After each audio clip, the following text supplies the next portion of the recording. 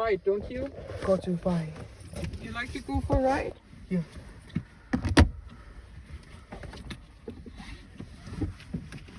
Yeah, miss.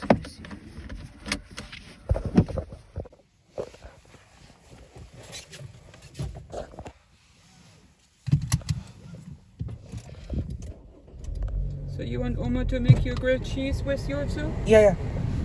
Then we need to get cheese and some bread.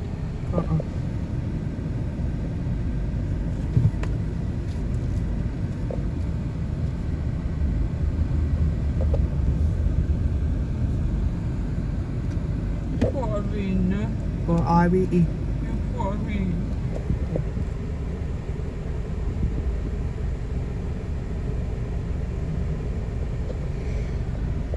The children of the most powerful alphas in the world are missing, and the one person who suddenly knows things is a half-demon oracle who gets his intel from the underworld? Come on. She let out a dry, awkward laugh. I'm not the crazy one here. I really shouldn't have come. Mr. Richmond muttered under his breath. He knew someone would suspect him. It was inevitable. And it was the exact reason he hadn't wanted to show up in the first place. Nancy lifted her chin, her eyes locking onto his. This whole thing, it's tied to Violet, isn't it? Mr. Richmond met her gaze and answered without hesitation. I'm 100% certain it is. Nancy studied him, her mind racing. You're holding something back, she pressed. Is it about Violet, or is it that you just don't trust us with it? Mr. Richmond's expression remained cool. Violet's secret is hers to tell. At that, Nancy straightened, her voice ringing with authority as she addressed the room. I trust him. A wave of murmurs washed over the room, some of agreement, some of dissent. Undeterred, Nancy continued. I know my daughter. That girl can keep a secret buried deeper than the ocean floor. If Mr. Richmond knows something she hasn't shared, then it's her story to tell, not his. And I sure as hell won't let him spill it in a room full of people I'm not ready to trust, just to protect my daughter. Her gaze landed squarely on Alexa. Everyone in the room understood the implication. Violet possessed powers no one should have, powers that hinted she was something far beyond their comprehension. It wasn't really a surprise that the other Alpha's heirs had disappeared with her. They were her mates, after all, except for Asher. But anyone with a brain could see the chemistry between them. It was only a matter of time before he joined her harem, especially since Violet seemed to be accomplishing the impossible. I get that, Nancy, I do.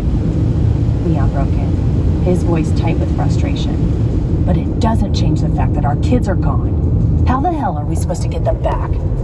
Or when are they coming home from whatever rendezvous they've got going on in God's know what realm? He punctuated the word with air quotes. That's on us now, Aaron said firmly. Mr. Richmond gave us the lead we needed.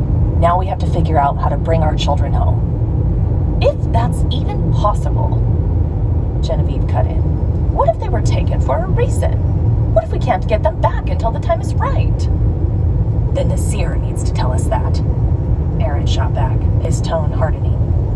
Everett leaned forward, his hands clasped on the table. While I hold the line here, I need to know you all have my back. He scanned the face of every Alpha in the room. Right now, the Westpac was imploding. Alpha Charles had made a brazen attempt to assassinate Alpha Asher Nightshade and seize power.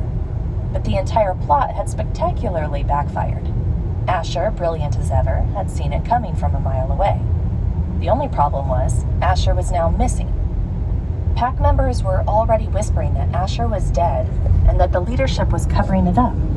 And what could they possibly say? That their Alpha had been sucked into a portal to another dimension? No one would ever buy a story like that. It didn't help that Alpha Charles had already swayed other packs to his cause and crowned himself the new Alpha. His forces were already encroaching on Westpac territory, and it wouldn't be long before they were marching on the capital. The Westpac was caught in a civil war. My warriors may not be as skilled as the Westpac's, Leon declared. "But they'll fight to the last man. Henry was a good friend, and I won't let some parasite tear down the legacy he built." He caught himself. "The legacy we built, the Nightshade line will hold. That's how it was designed, and that's how it'll stay." Everett saw the fierce determination in his eyes and gave a grateful nod. "Thank you." He then turned to Alpha Genevieve. "The women of my pack fight just as hard as the men," Genevieve said with a proud tilt of her chin. "I'd advise you not to underestimate them when they arrive tomorrow." The South Pack bordered the West, which was why their aid had been so swift. Elias, who had been lingering near the wall, spoke up cautiously. "What about the Alpha King? Wouldn't this be all over if he just intervened?" The question hung in the air, and the room fell deathly silent. Every eye in the room turned to pin him in place. Oh boy. "Listen, Beta." Aaron's voice rumbled through the room, heavy with authority. "If we waited for Caleb to solve our problems, we'd be extinct before he even lifted a finger."